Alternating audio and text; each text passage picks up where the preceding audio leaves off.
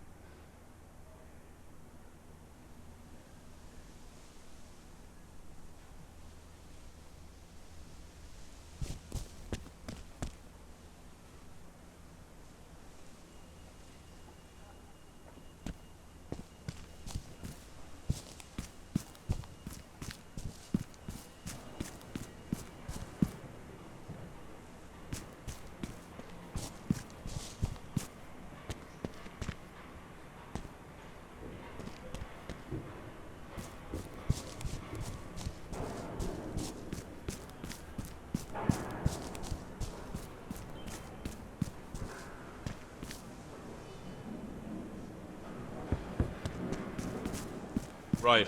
I know most people couldn't be here today as it's the weekend, but I just want to thank everybody who was able to make it in. I guess I should start by saying that we will not be intimidated, that we will not stand without a fight. The people who stand against us, they don't want change. In fact, they fear it, and they won't stop until we fear it too. I'd also have to say that... Not this again. Yeah, sorry. I have a letter here from Mrs. Foster.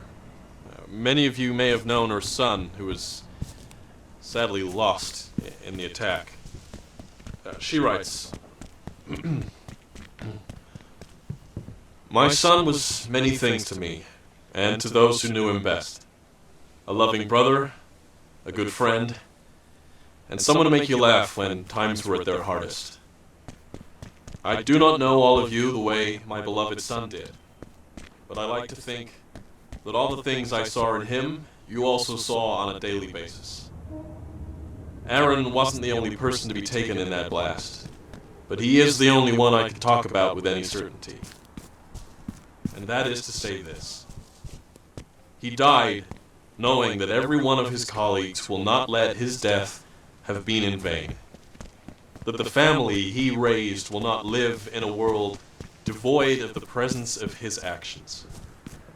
That his deeds whilst alive will live on through all of us in his death. And that we would not falter to do justice to his memory. To the memories of all the families affected in this terrible time. I do not know all of you the way my beloved son did, but I think fondly of you all, and I cherish the kindness you've shown our family in our time of need. Kindest regards, Jennifer Foster. Now, if we could all bow our heads, we'll observe a moment of silence.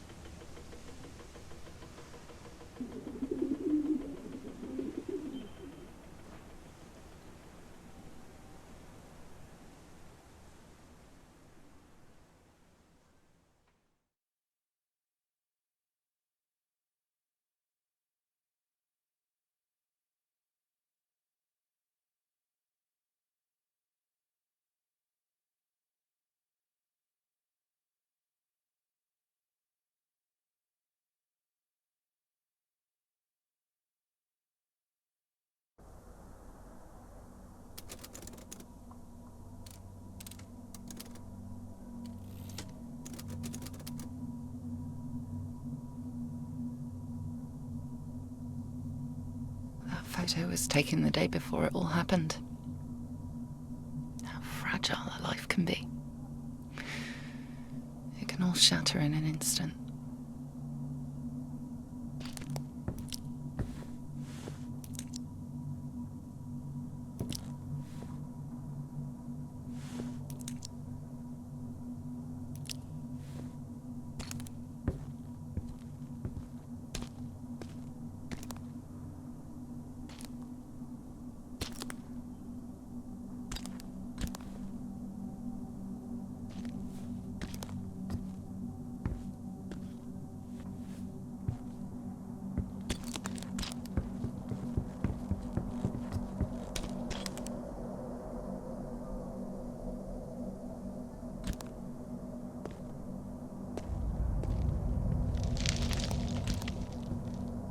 The server room that held all the information destroyed.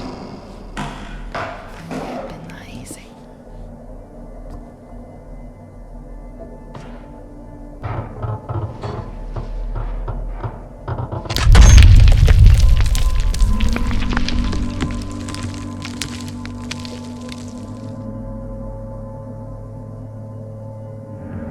Dust was caked to every surface. It was hard to see anything. There were no obvious paths to take me to where Michael had been found.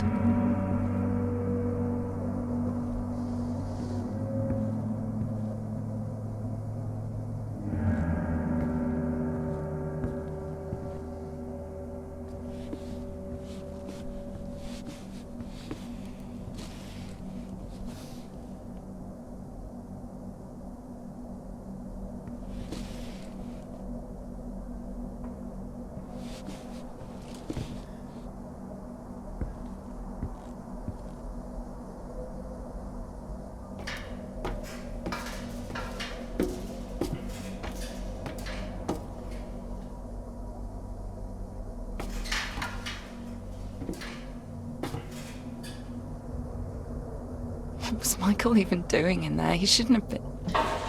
He should have come home from work, put Molly to sleep, and we should have been eating a curry on the sofa with a glass of wine, for God's sake.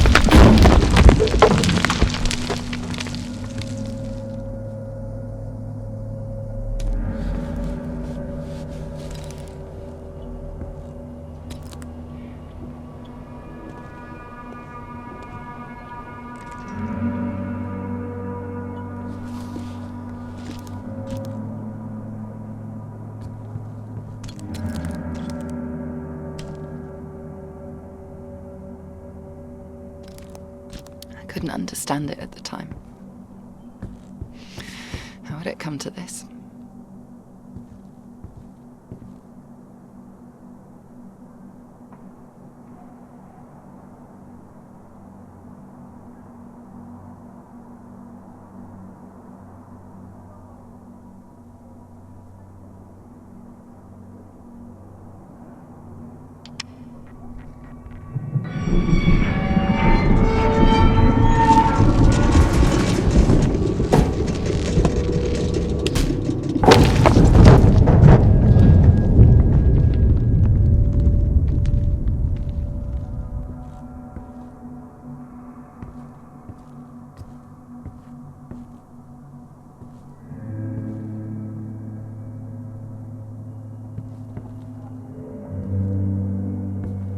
We were talking about the future.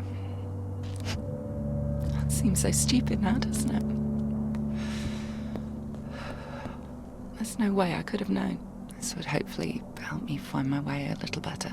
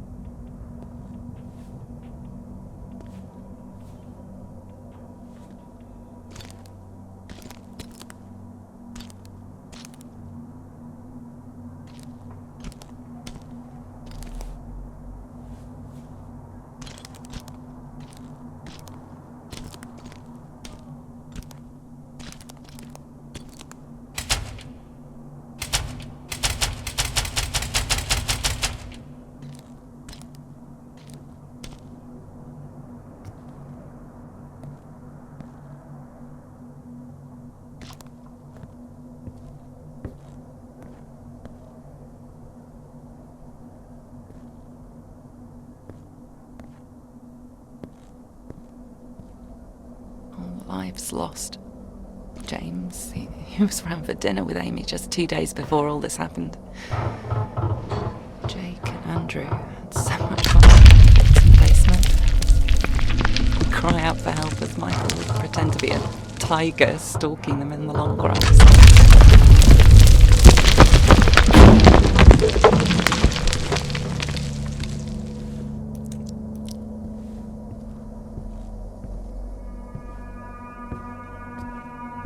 entire floors torn into one another.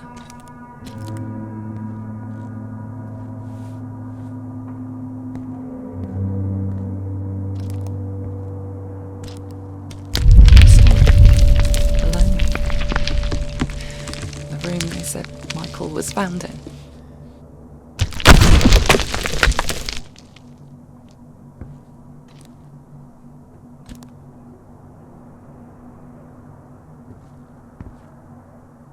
Did I cause this? No magnetic data found. No magnetic data found.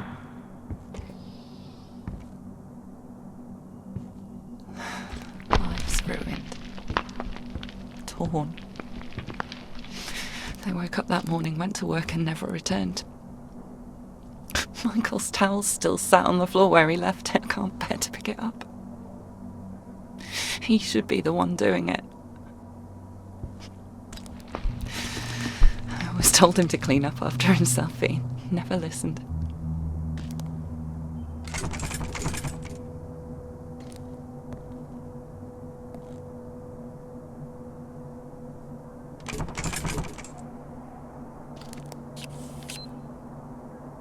Data, no data found. Data, no data found.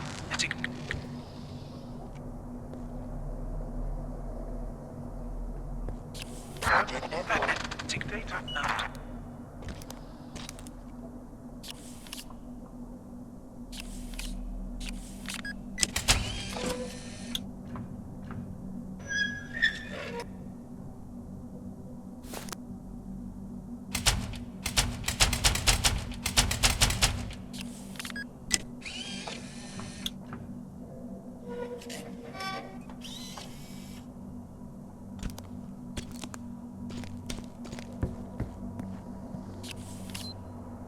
Some of the security was still engaged.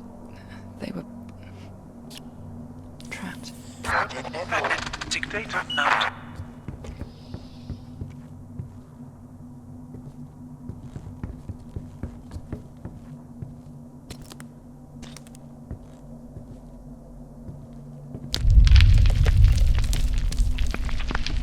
Theirs were blown out. I pushed and clawed my way through. I had to see it. I had to see where he...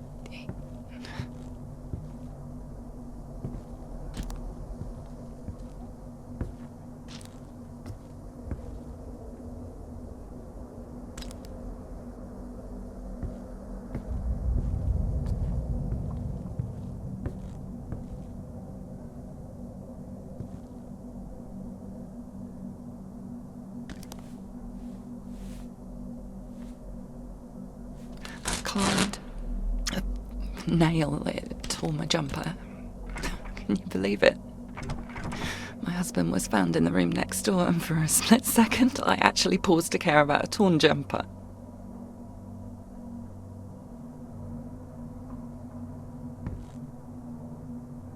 Trapped. No exit. And they said all the metal was burning hot. Did he suffer? That's the not knowing, isn't it? That's what really haunts you. The Silhouette server.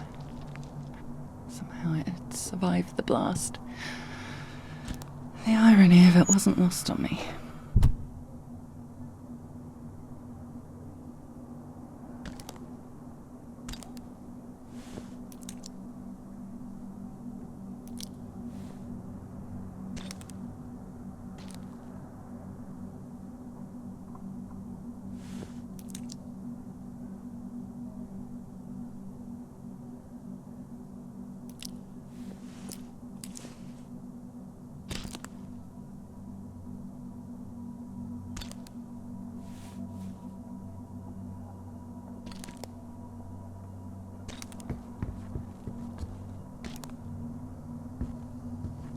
The disc was lodged in the pneumatic system.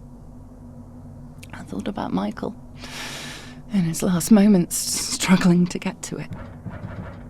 He knew that was the key to prevent the overheating. He had no hope of reaching the fuse box.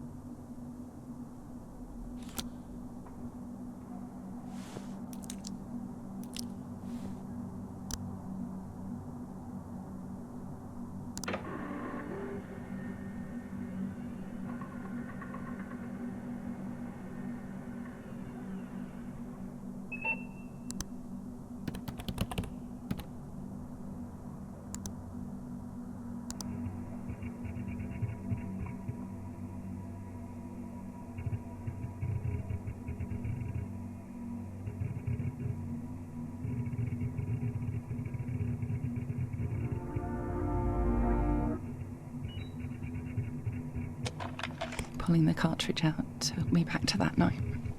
The deep thud. The loss of power. Loss of hope.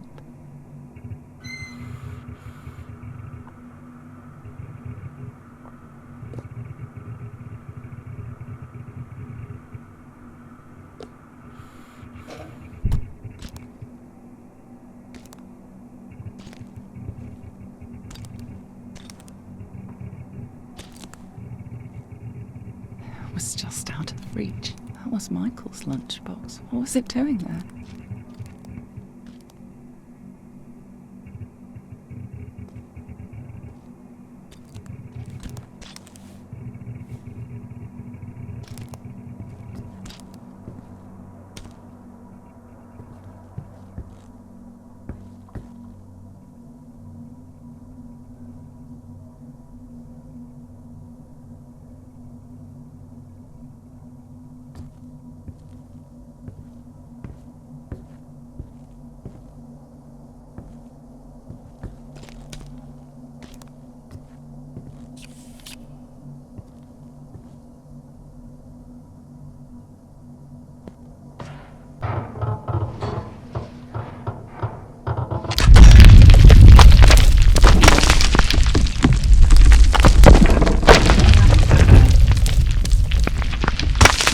Michael twice was almost too much to bear.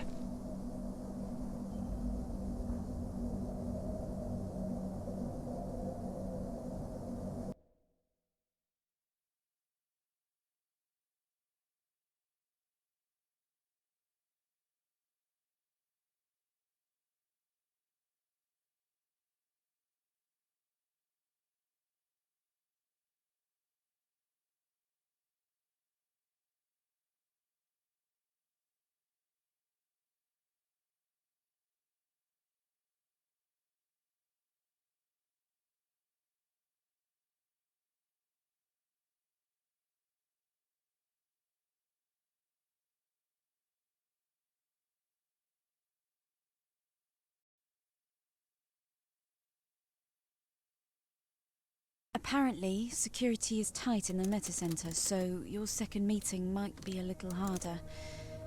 Try and give yourself another hour to prepare if you have the time. Alex Dubois worked for Chance Crow, so find out what he knows. Don't let me down.